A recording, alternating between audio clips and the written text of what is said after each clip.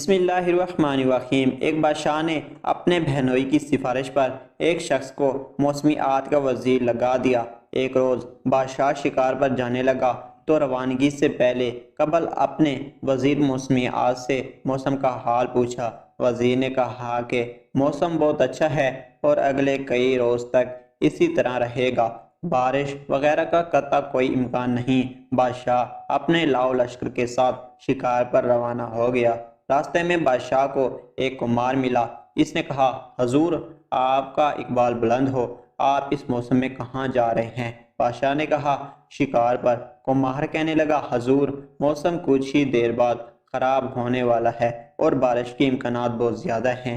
بادشاہ نے کہا، ابے او برتن بنا کر گدھے پر لادنے والے، تم کیا جانو موسم کیا ہے؟ میرے وزیر نے بتایا ہے کہ موسم نہایت خوشگوار ہے اور شکار کے لیے نہایت موزوں، اور تم کہہ رہے ہو کہ بارش ہونے والی ہے۔ بادشاہ نے ایک مصاحب سے کہا کہ اس بے پر کی چھوڑنے والے کمہار کو 2 جوتے مار دیے جائیں۔ بادشاہ کے حکم پر فوری عمل ہوا اور کمار کو 2 جوتے نقد مار کر بادشاہ شکار کے لیے جنگل میں داخل ہو گیا۔ ابھی تھوڑی ہی دیر گزری تھی کہ گھٹا ٹوپ بادل چھا گئے۔ ایک آدھے گھنٹے بعد گرج چمک شروع ہوئی اور پھر بارش بھی ایسی کہ خدا کی پناہ، ہر طرف کیچڑ اور دلدل بن گئی تھی۔ بادشاہ اور مصائب کو سارا شکار بھول گیا، جنگل پانی سے جل تل ہو گیا، ایسے میں خاک شکار ہوتا۔ بادشاہ نے واپسی کا سفر شروع کیا اور برے حالوں میں واپس محل پہنچا۔ واپس آ کر 2 کام کیے۔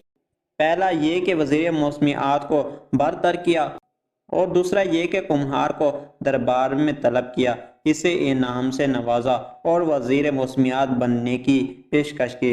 کمہار ہاتھ جوڑ کر کہنے لگا، حضور، کہاں میں جاہل اور ان پڑھ شخص اور کہاں سلطنت کی وزارت، مجھے تو صرف برتن بنا کر بھٹی میں پکانے اور گدھے پر لاد کر بازار میں فروخت کرنے کے علاوہ کوئی کام نہیں آتا، مجھے تو موسم کا رتی برابر پتہ نہیں۔